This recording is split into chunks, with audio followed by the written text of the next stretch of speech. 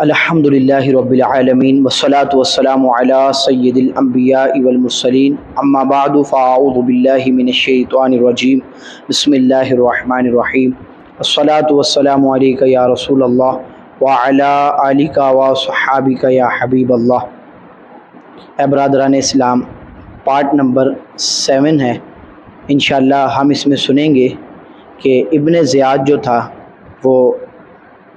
کوفہ کے اندر جب آیا تو وہ کس طرح داخل ہوا، اس حوالے سے سنیں گے، اور مسلم بن عقیل ان کو کس طرح پکڑا گیا، کس طرح جاسوسی کی گئی۔ تو انشاءاللہ ہم اس کے حوالے سے اس ویڈیو میں سنیں گے، تو خوب توجہ کے ساتھ سنیے گا۔ جیسے ہی یزید کا حکم نامہ آیا تو فوراً ہی عبید اللہ ابن زیاد نے اپنے بھائی عثمان کو بصرہ کا گورنر مقرر کیا اور خود کوفہ کی طرف چل پڑا۔ جب راستے میں چلا تو قادسیہ پہنچ کر اس نے اپنا روپ بدل لیا، اپنے کپڑے بدلے اور حجازی کپڑے اس نے پہن لیے، اور صرف اس نے اپنے ساتھ 20 لوگوں کو لیا، باقی سارے سپاہیوں کو اس نے ادھر چھوڑا قادسیہ میں، اور وہ کوفہ کی طرف روانہ ہو گیا۔ اور آتا ہے کہ وہ مغرب سے عشاء کے دوران نکلا، رات کے اندھیرے میں اس مکر و فریب کے ساتھ پہنچا۔ اس کا مطلب یہ تھا کہ تاکہ لوگ اس کو پہچان نہ سکیں، کیونکہ یزید کی جو خلافت تھی اس سے لوگ کافی بدظن تھے، اس کے خلاف تھے، تو اسی وجہ سے وہ رات کے وقت نکلا تاکہ لوگ اس کو پہچان نہ سکے۔ تو آتا ہے کہ ابن زیاد جو جیسے ہی وہ مکے پہنچا، حجازی راستے سے آ رہا تھا، اور لوگ امام حسین رضی اللہ تعالیٰ عنہ کے انتظار میں تھے کہ امام حسین رضی اللہ تعالیٰ عنہ بھی کوفہ آ رہے ہیں، تو وہ یہ سمجھے کہ امام حسین رضی اللہ تعالیٰ عنہ تشریف لائے ہیں، لیکن دراصل وہ دھوکے باز بندہ ابن زیاد وہ آیا تھا۔ اہل کوفہ جن کو حضرت امام علی مقام امام حسین رضی اللہ تعالیٰ عنہ کی آمد کا انتظار تھا، اور حجازی لباس میں حجازی راستے سے ساز و سامان کے ساتھ آتا دیکھ کر، اور اندھیرا تھا، تاریکی تھی، اس وجہ سے ہر شخص نے یہی سمجھا کہ امام حسین رضی اللہ تعالیٰ عنہ تشریف لائے، تو ساروں نے نعرے بلند کیے خوشی کے ساتھ، سارے کہہ رہے مرحبا بک یا ابن رسول اللہ، کوئی کہتا قدمت خیر مقدم، اس طرح آپ کو الفاظات کے ساتھ پکارتے گئے اور لوگ آپ کے آگے پیچھے چلنا شروع ہو گئے۔ اب لیکن وہ بدنہاد ابن زیاد کسی کو کوئی جواب نہ دیتا تھا۔ اب وہ اس نے اپنا چہرہ بھی چھپایا ہوا تھا، اور جو لوگ نعرے لگا رہے تھے، خوشی سے جھوم رہے تھے، اب وہ ان کے چہرے پہچانتا، ان کی آوازوں کو پہچان رہا تھا، وہ ابن زیاد۔ اب جب کافی لوگوں نے شور سنا تو گھروں سے بھی لوگ نکل آئے کہ امام حسین رضی اللہ تعالیٰ عنہ تشریف لائے ہیں۔ بہت زیادہ مجمع ہو گیا، اتنا ہو گیا یہاں تک کہ اب ان کا چلنا بھی مشکل ہو گیا۔ تو آتا ہے کہ ابن زیاد جو تھا اس نے جب دیکھا کہ چلنا مشکل ہو گیا ہے، تو اس وقت مسلم بن عروہ باہلی نے آواز لگائی اور اونچی آواز سے کہا کہ راستہ چھوڑ دو، یہ عبید اللہ ابن زیاد کوفہ کے گورنر ہیں۔ ان الفاظ کو سن کر لوگوں کے جو دل تھے وہ غمگین ہو گئے، اور ان کو بڑا افسوس ہوا، سب اپنے اپنے گھروں کی طرف واپس لوٹ گئے، اور آتا ہے کہ صرف ابن زیاد کے ساتھ 10 سے 20 لوگ جو تھے اس کے ساتھ گورنر ہاؤس تک صرف گئے۔ اور کہتے ہیں کہ وہ رات گزری تو صبح ابن زیاد نے سب لوگوں کو بلایا، ان کے سامنے یہ تقریر کیا، لوگوں، امیر المومنین یزید نے مجھے کوفہ کا گورنر بنایا ہے، اور مجھے حکم دیا ہے کہ جو مطیع اور فرما بردار ہوگا میں اس کے ساتھ اچھا سلوک کروں، اور جو مطیع اور فرما بردار نہیں ہوگا، جو نافرمانی کرے گا، میں اس کے ساتھ سختی سے پیش آؤں گا۔ تو لہٰذا میں امیر المومنین کے اس حکم پر میں سختی کے ساتھ عمل کروں گا، اور جو میرا مطیع اور فرما بردار ہوگا تو اس کے ساتھ میں بھلائی کا ارادہ کروں گا، اور جو میرا نافرمان ہوگا، اور تمہارے لیے میری یہ تلوار ہے، اور تم اگر چاہتے ہو کہ اپنے اور اپنے اہل و عیال کی جانوں پر رحم کرو تو لہٰذا تمہیں چاہیے کہ تم میری فرما برداری کرو، اطاعت کرو، جو میں تمہیں حکم دوں وہ کرنا ہے تم نے۔ اس طرح ابن زیاد نے یہ تقریر کی، اور اس تقریر کے بعد ابن زیاد نے ہر قبیلے کے جو بڑے بڑے سردار تھے ان کو گرفتار کر لیا، پکڑ لیا، اور ان سے تحریری ضمانت لی کہ لکھو، اور تمہارے قبیلے کے لوگ کسی مخالف کو اپنے یہاں پناہ نہیں دیں گے، یہ لکھو، اگر کسی نے پناہ دی تو وہ اسے پیش کرے گا، اور جو ایسا نہ کرے گا تو ابن زیاد نے کہا کہ ہم اس کو پھر قتل کریں گے جو اس طرح کرے گا۔ اور اسی کے دروازے پر اس کو لٹکا دیں گے اور اس کے اہل و عیال کو بھی نہیں چھوڑیں گے، ان کو بھی ہم قتل کر دیں گے۔ ابن زیاد کی اس کارروائی پر جو کوفہ والے تھے وہ سب خوف زدہ ہو گئے، ان پر خوف و ہراس چھا گیا، ان کے خیالات میں تیزی کے ساتھ جو تھی وہ تبدیلی پیدا ہو گئی۔ حالانکہ جنہوں نے بیعتیں کی سب، لیکن اب ان کے خیالات میں تیزی کے ساتھ وہ بدلنا شروع ہو گئے، تبدیلی پیدا شروع ہو گئی ان کے ذہن میں۔ کوفہ شہر میں چونکہ یہ مشہور ہو چکا تھا کوفہ کے اندر کہ حضرت مسلم و مختار بن ابو عبیدہ کے مکان پر ٹھہرے ہیں، تو جب یہ مشہور ہو گیا اس لیے آپ نے وہ جگہ چینج کر لی، وہاں آپ نے قیام نہ فرمایا کیونکہ وہ مناسب نہ سمجھا، کیونکہ یہ لوگوں میں مشہور ہو گیا تھا۔ تو آپ رات کی تاریکی میں ایک محب اہل بیت ہانی بن عروہ کے مکان پر منتقل ہو گئے، آپ وہاں پر رکے، جو قبیلہ مزہج کا سردار تھا۔ ہانی نے آپ کو ایک محفوظ کمرے میں چھپا کے رکھا اور سوائے اپنے معتمد اور مخصوص لوگوں کے سوا کسی کو اس کے بارے میں نہ بتایا، اس راز کے بارے میں۔ اب ابن زیاد نے کافی تلاش کیا حضرت مسلم بن عقیل کو، لیکن وہ تلاش نہ کر سکا۔ آخر اس نے پھر اپنے ایک شامی غلام ماکل کو 3000 درہم دے کر سراغ لگانے کے لیے بھیجا کہ جاؤ پتہ کر کے آؤ کہاں پر ہے وہ۔ تب وہ سیدھا غلام جو تھا وہ جامع مسجد میں گیا اور وہاں پر جا کر دیکھا، جیسے ہی غلام سیدھا جامع مسجد تک پہنچا تو اتفاق سے اس وقت ایک محب اہل بیت حضرت مسلم بن اوسجہ رحمۃ اللہ تعالی علیہ، آپ ادھر نوافل میں مشغول تھے، نماز پڑھ رہے تھے۔ وہ کافی دیر غلام پیچھے بیٹھ کر آپ کا انتظار کرتا رہا، آپ کو دیکھتا رہا۔ جب آپ نماز سے فارغ ہوئے، حضرت مسلم بن اوسجہ رحمۃ اللہ تعالی علیہ، وہ غلام جو تھا وہ آپ کے پاس آیا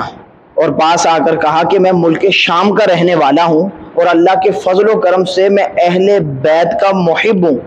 میں ان سے محبت کرنے والا ہوں اور اللہ کے فضل و کرم سے اہل بیت نبوت کا دوست ہوں۔ اور ساتھ میں اس نے کہا کہ مجھے معلوم ہوا ہے کہ یہاں پر اس خاندان کے ایک کوئی بزرگ کوفہ تشریف لائے ہیں، تو یہ 3000 درہم میرے پاس ہیں، کیا آپ ان کا پتہ بتا سکتے ہیں تاکہ یہ رقم ان کی خدمت میں پیش کر سکوں؟ حضرت مسلم بن اوسجہ رحمۃ اللہ تعالی علیہ، آپ نے کہا مسجد میں اور بھی لوگ ہیں، تو تم مجھے سے کیوں اس کے بارے میں پوچھ رہے ہو؟ اور لوگوں سے پوچھ لو۔ اللہ اکبر۔ تو غلام نے کہا کہ آپ کے چہرے پر خیر و برکت کے آثار ہیں،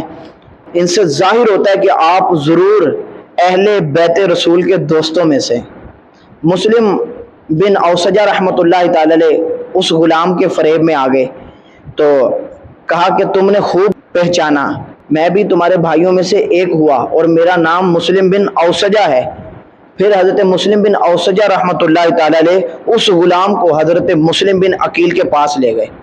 اور اس غلام نے حضرت مسلم بن عقیل رحمۃ اللہ تعالی علیہ آپ کے ہاتھ پر بیعت بھی کی اور 3000 درہم بھی دیے جو آپ کی خدمت میں اس نے پیش کیے۔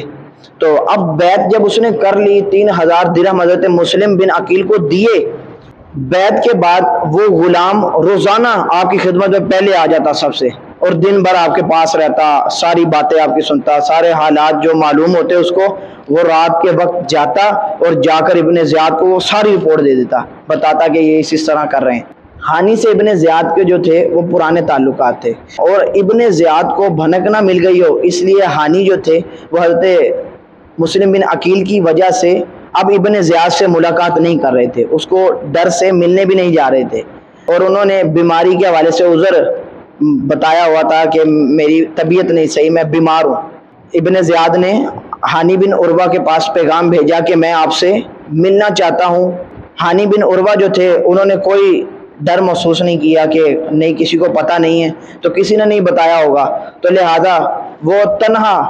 اکیلے ہی ابن زیاد کے پاس چلے گئے۔ کہتے وہاں پہنچے تو ابن زیاد کا جو رنگ تھا وہ بدلا ہوا پایا۔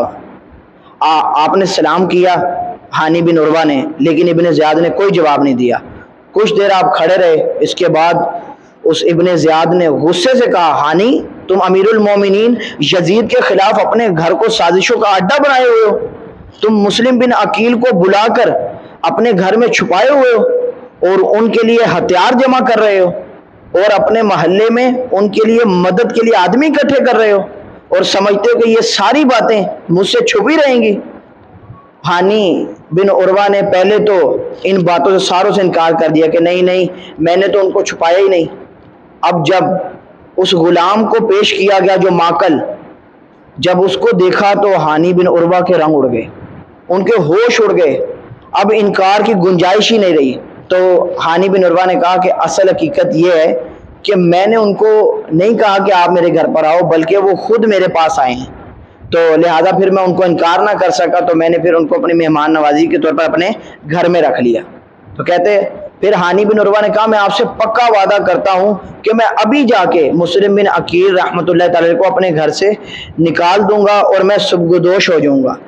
مجھے تھوڑی سی مہلت دے دے تاکہ میں ان کو اپنے گھر سے نکال سکوں۔ تو ابن زیاد نے کہا خدا کی قسم جب تک تم انہیں میرے پاس حاضر نہ کر دو تم یہاں سے نہیں جا سکتے۔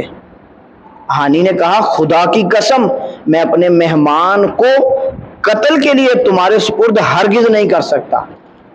یہاں تک کہ ان دونوں میں بات بڑھتی گئی، ہانی بن عروہ اور ابن زیاد کے اندر بات کافی بڑھ گئی۔ تو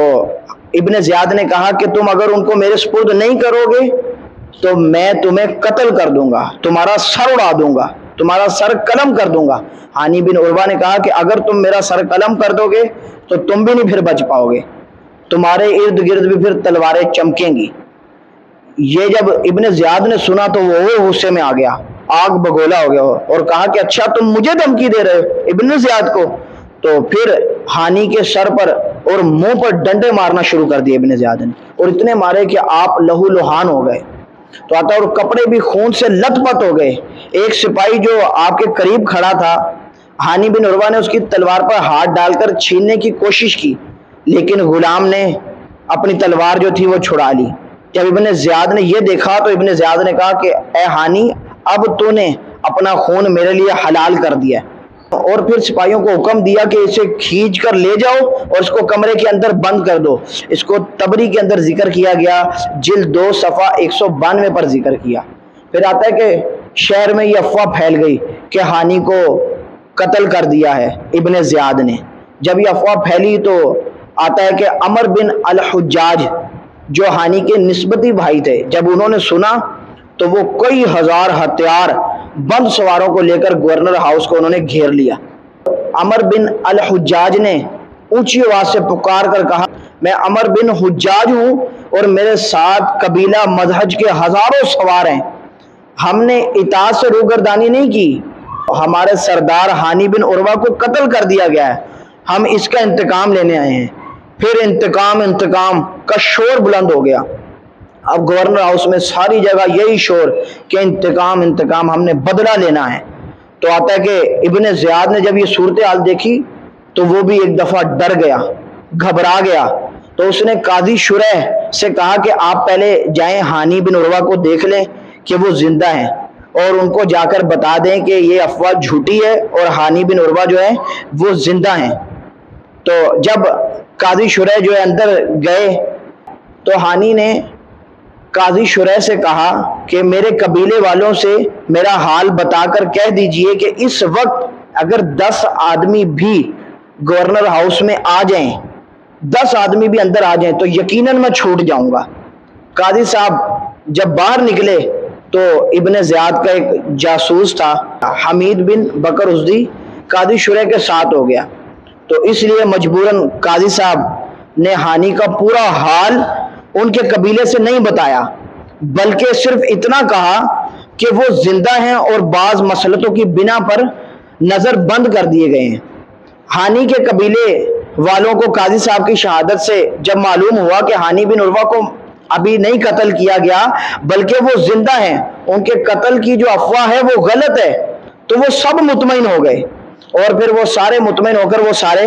واپس چلے گئے۔ اس کو بھی تبری کے اندر جلد 2 صفحہ 194 پر ذکر کیا گیا۔ تو اس طرح ہانی بن عروہ کو پکڑ لیا گیا اور وہ سارے جو آپ کے قبیلے کے لوگ تھے وہ سارے واپس چلے گئے کہ یہ جھوٹی افواہ ہے اور بعض مسلطوں کی وجہ سے آپ کو نظر بند کیا گیا ہے۔ تو انشاءاللہ عزوجل ہم اگلے پارٹ کے اندر سنیں گے کہ پھر گورنر ہاؤس کا گھیراؤ، جب حضرت مسلم بن عقیل نے اس کا گھیراؤ کیا تو پھر کیا صورتحال ہوئی کیا گورنر ہاؤس پر قابو پا لیا گیا؟ کیا ابن زیاد کو پکڑ لیا گیا؟ اس ویڈیو کے حوالے سے ہم سنیں گے۔ اللہ عز و جل سے دعا ہے جو سنا اس پر عمل کرنے کی توفیق عطا فرمائے۔ وآخر دعوانا ان الحمد للہ رب العالمین۔